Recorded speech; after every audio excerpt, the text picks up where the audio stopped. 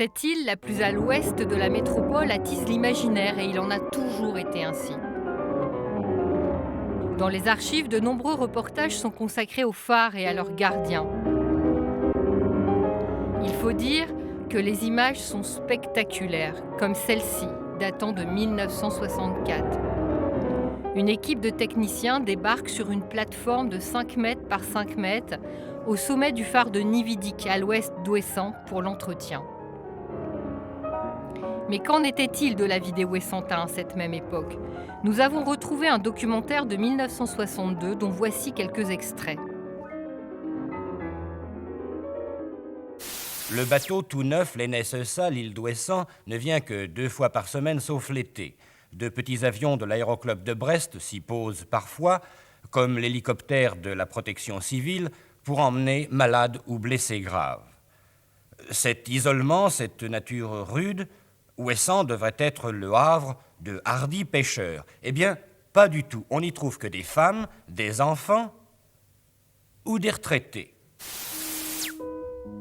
Dans ces années 60, les 3/4 des hommes sont des marins de commerce. École de la marine marchande à 14 ans, premier embarquement à 15, et cela pendant 40 ans jusqu'à l'âge de la retraite à 55 ans. Le jour du mariage, le prêtre les avertit.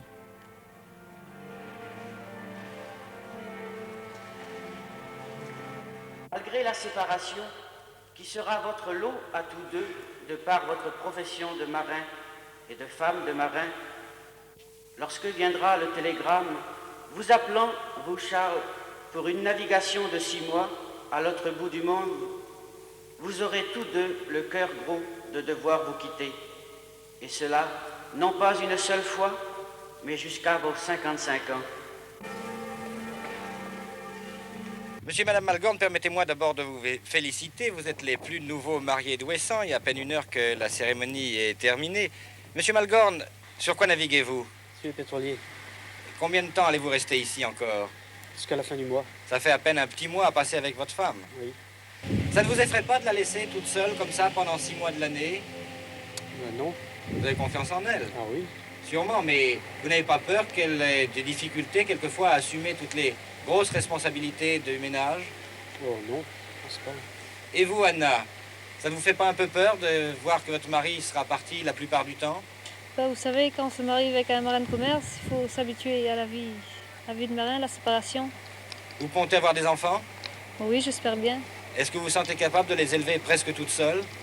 Oh oui, Vous travailliez avant de vous marier. oui. Qu'est-ce que vous faisiez? J'étais employée à l'hôtel de l'Océan.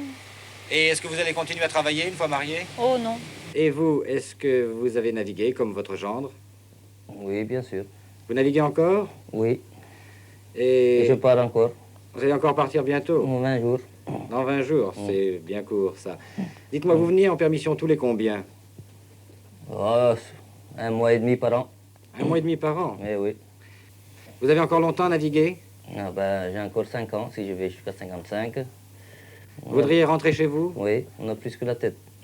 Et vivre une véritable vie de famille? Oui, rester côté ma vieille, là. À René, 25 ans, quelques années de mariage, des enfants, les soucis de la vie ont donné à réfléchir.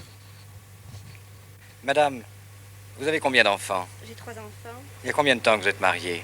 Ça fait un peu plus de 4 ans. Oui, un peu plus de 4 ans, 4 ans et demi. Et qu'est-ce que fait votre mari? Il navigue. Et qu'est-ce que vous faites quand il n'est pas là? Ben, je continue à vivre. Il faut bien.